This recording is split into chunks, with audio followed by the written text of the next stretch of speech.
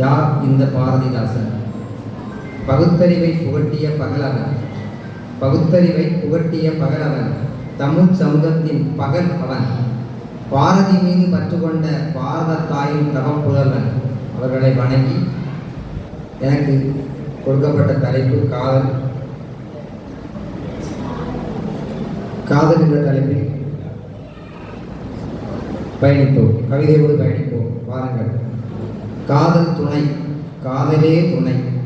கவியரங்கிற்கு தலைமை வகிக்கும் கவி அருவி திரு அறிவிமதி அவர்களுக்கும், கவி பாடி கலைத்திருக்கும் இனி கவி பாட காத்திருக்கும் சக கவிஞர்களுக்கும், அரங்கம் நிறைய அமர்ந்திருக்கும் அனைவருக்கும் என் அன்பான மாலை வணக்கம். காதல் என்றால் என்ன? அதீத அன்பின் வெளிப்பாடுதான் காதல். அதீத அன்பின் வெளிப்பாடுதான் காதல். இது புதிதல்ல, ஆதிகாலம் முதலே இருந்தது, இனியுள்ள மீதி காலமும் இருக்கும். அழகை பார்த்து வருவதுதான் காதல் என்பார்கள் சிலர். அழகை பார்த்து வருவதுதான் காதல் என்பார்கள் சிலர். கண் பார்வை இல்லாதவர்களுக்கும் காதல் வரும், அதனால்தான் காதலுக்கு கண்ணில்லை என்றார்கள். கண் பார்வை இல்லாதவர்களுக்கும் காதல் வரும், அதனால்தான் காதலுக்கு கண்ணில்லை என்றார்கள். கல்லூரி செல்லாமல் பட்டம் பெற காதலர்களால் மட்டுமே இயலும். காதல் செய், கவிதை தேனாக ஊறும், கவிஞன் எனும் பட்டம் தானாக வந்து சேரும். காதல் ஒரு உன்னதமான உணர்வு. காதல் ஒரு உன்னதமான உணர்வு. காதல் கொண்டவருக்கு தேவையில்லை உணவு. மது போதையில் மயங்கி கிடக்கும் சில மானுடர்களே, காதல் செய்யுங்கள். காதல் போதை அதைவிட சுகமானது, உடலுக்கும் உள்ளத்துக்கும் நலம் தரும் மருந்தது.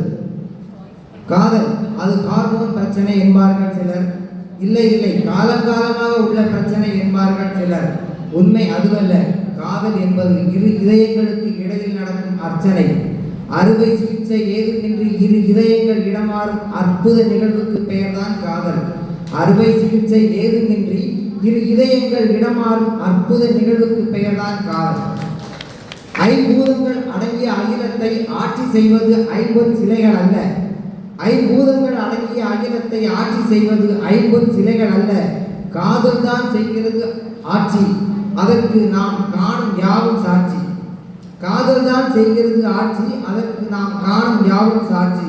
ஆம், மண் மீது விதை கொண்ட காதல் மரமாகிறது, மலை மீது சிற்பி கொண்ட காதல் சிதையாகிறது, மழலை மீது அன்னையின் காதல் பாசமாகிறது, இறைவன் மீது மனிதனின் காதல் நம்பிக்கையாகிறது.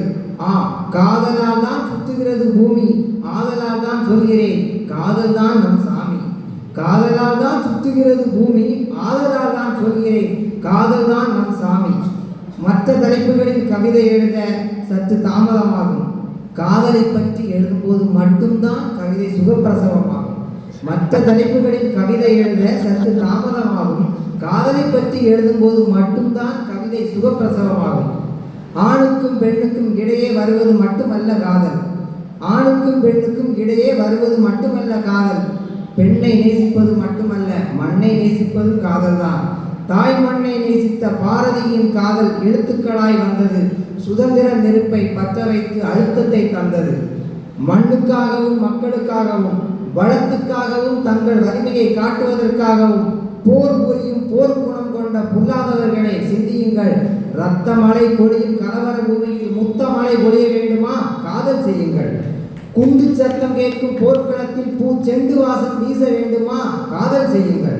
மறுகணம் கூட மரணம் நிகழலாம், ஆதலால் இருக்கும் இக்கணம் வரை காதல் செய்யுங்கள். சிக்கனமின்றி காதல் செய்யுங்கள். காதல் வாழ்க, அனைவரும் காதல் செய்து வாழ்க. நன்றி, வணக்கம்.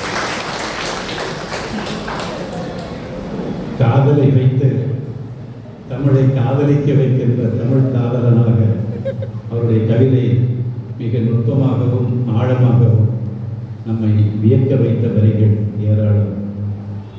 அதில் ஆணுக்கும் பெண்ணுக்கும் இடையே வருவது மட்டுமல்ல காதல், பெண்ணை நேசிப்பது மட்டுமல்ல, மண்ணை நேசிப்பதும் காதல் தான் என்று சொன்னார்கள். அதை போலவே இன்றைக்கு இருக்கிற நம்ம ட்ரம்ப்